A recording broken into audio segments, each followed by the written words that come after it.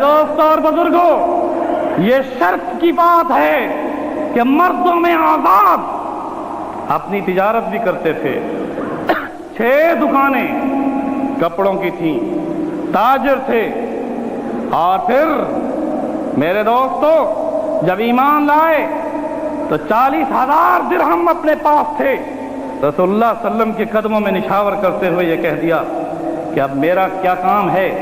آپ نے فرمایا جو میرا کام ہے وہ تیرا کام ہے. کون سا؟ کہ لوگوں کو اللہ کی طرف بلانا ہے. میرے دوستو ایمان لائے اور یہ شرف حاصل ہوا کہ چل کر آئے. انتظار میں تھے اور جب خبر ملی تو خبر کسی اور سے ملی. ایمان اور کلمہ پہلے پڑھ لیا. نعرہ تکبیر! نعرہ صحابہ! میرے دوستو میں کیسے شان صدیق اکبر کو پیش کروں؟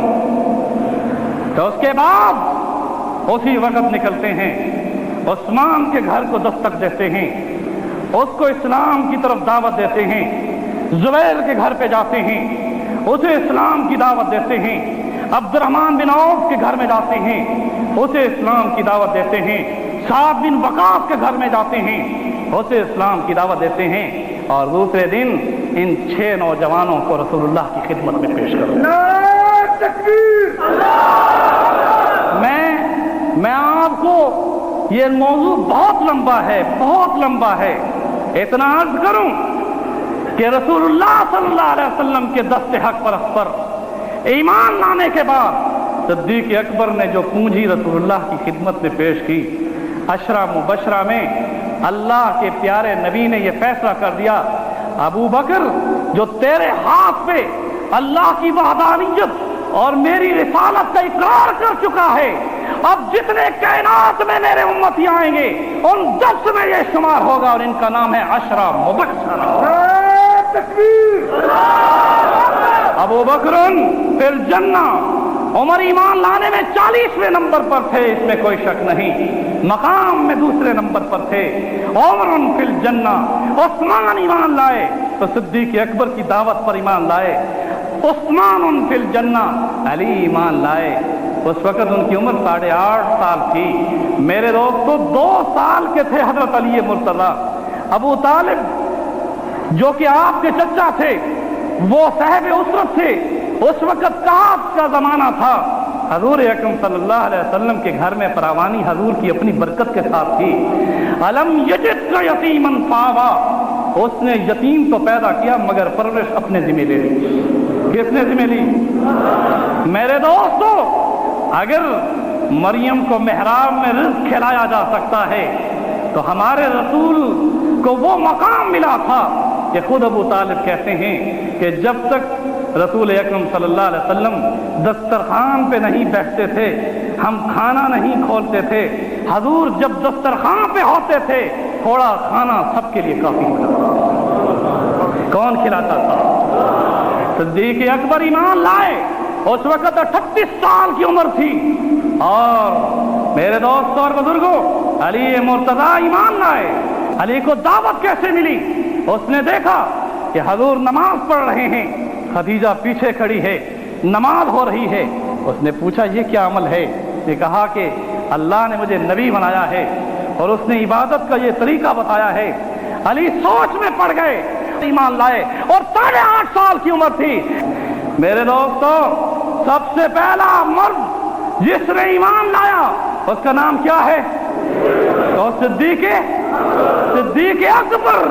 میرے دوستوں اور بزرگوں اور سب سے پہلا شاگرد جو رسول اللہ کے مدرسے میں تھا اس کا نام بھی کیا ہے؟ زور سے کہہ دو. اور سب سے پہلا مقتدی مردوں میں جو حضور کے پیچھے نماز پڑھتا تھا اس کا نام کیا ہے؟ اللہ. میرے دوستو یہ باقاعدہ یہ بات ہے.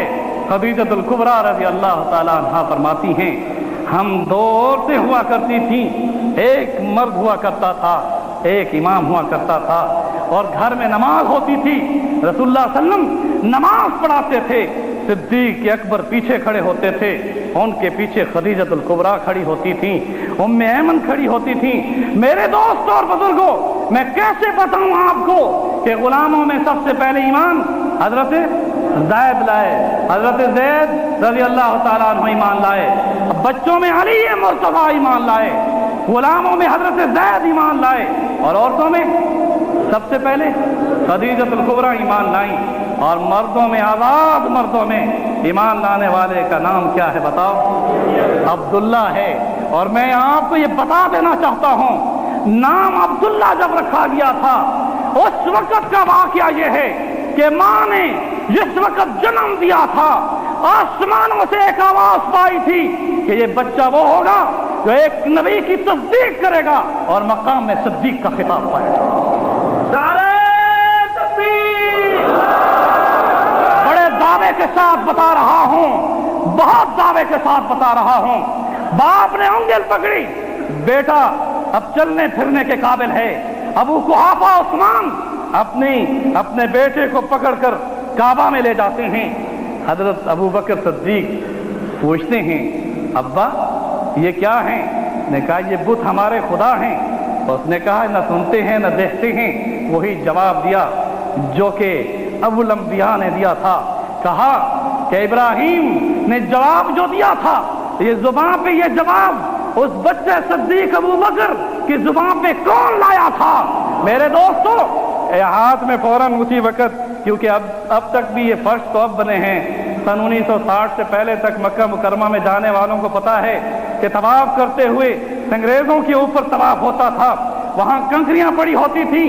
میرے دوستو, صدیق اکبر نے چھوٹا سا پتھر اٹھایا, اس نے کہا یہ بھی پتھر ہے, وہ بھی پتھر ہے, پتھر کو پتھر کا نشانہ بناؤں. تو اللہ اکبر. بات پھیلی, ماں تک پہنچی. ماں نے کہا ابو قحافہ تم کیوں سوچ رہے ہو؟ میں تمہیں بتاتی نہیں تھی, جب یہ میرے پیٹ میں تھا تو مجھے کئی خواب نظر آیا.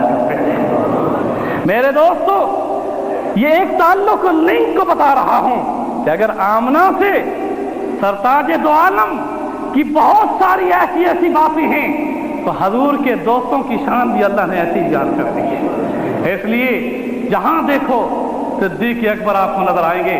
پھر جب ایمان لائے میرے دوست اور بزرگوں, اس دین حق کے لیے آپ نے مار کھائی. صرف مار نہیں کھائی, اتنی مار کھائی کہ چہرے مبارک پر جب دیکھا کہ سانس ختم ہو چکا ہے, قریش مکہ مشرکین مکہ نے تھوکا بھی. میں پچھلے جمعے آپ کو بتا چکا ہوں کہ جب ماں سرہانے بیٹھ کر دودھ کا پیالہ لے کر بیٹھی تھی کہ ہوش آئے کہ بچہ دودھ پی لے, ہوش آیا تو زبان پہ کیا تھا کہ میرے محبوب کا کیا حال ہے. میرے دوست اور بزرگوں, میں کیسے بتاؤں جس کو عتیق کا خطاب ملا, اور عتیق یہ زمین پر وہ خطاب تھا جو صدیق اکبر کی خوبصورتی پر بھی تھا. دونوں یار جب اکٹھے چلتے تھے کیسی رونق ہوتی ہوگی. ایک چاند ہے, دوسرا ستارہ ہے. وہ چمکتا ہوا چاند ہے, یہ ابھرتا ہوا ستارہ ہے. میرے دوستو, رسول اللہ صلی اللہ علیہ وسلم کو ابو بکر کو دیکھ کر یہ کہنا پڑتا تھا انت رفیقم فی الغار, تو میرا غار کا بھی ساتھی, حوض کا بھی ساتھی, مزار کا بھی ساتھی اور جنت کا بھی ساتھی رہے گا. میرے دوستو, اس بات کو ہم جانتے ہیں کہ جس نے ایمان کی نظر سے رسول اللہ کو دیکھ لیا اس پر جہنم کی آگ حرام ہو گئی. جس نے اس دیکھنے والے کو دیکھ لیا اس پر جہنم کی آگ حرام ہو گئی. صدیق کے بارے میں اگر پوچھنا چاہتے ہو کہ وہ کون ہے, صدیق وہ ہے جس کو ایمان کی نظر سے دیکھنے پر جنت واجب ہو جاتی ہے. میرے دوستوں اور بزرگوں, ہر ایک کی اپنی خواہش ہوا کرتی ہے. پوچھنے والے پوچھتے ہیں کسی سے دنیا میں خواہش بتاؤ. کوئی کہتا ہے میرا بینک بیلنس ہو جائے, کوئی کہتا ہے میں بڑا تاجر بن جاؤں, کوئی کہتا ہے میں بادشاہ وقت بن جاؤں. بہت لوگ سیاستدان عمرہ بھی اس لیے کرتے ہیں کہ وہاں جا کر یہ مانگتے ہیں کہ ہمیں وزیر اعظم بنا دیا جائے. ہر ایک کی اپنی خواہش ہوتی ہے. میرے دوستو, بڑے دعوے کے ساتھ کہہ رہا ہوں, یہاں محراب میں کھڑے ہو کر کہہ رہا ہوں, صدیق اکبر رضی اللہ تعالیٰ عنہ سے جب بھی کوئی صحابی پوچھتا تھا دنیا میں تیری کیا خواہش ہے, تو جواب یہ کہتے تھے النظر علی وجہ رسول اللہ, میری آنکھ اور چہرہ نبی کا ہو. کہو اللہ اکبر. ایک خواہش رکھتے تھے کہ میری نظر ہو, رسول کا چہرہ ہو. نبی کا چمکتا ہوا چہرہ ہو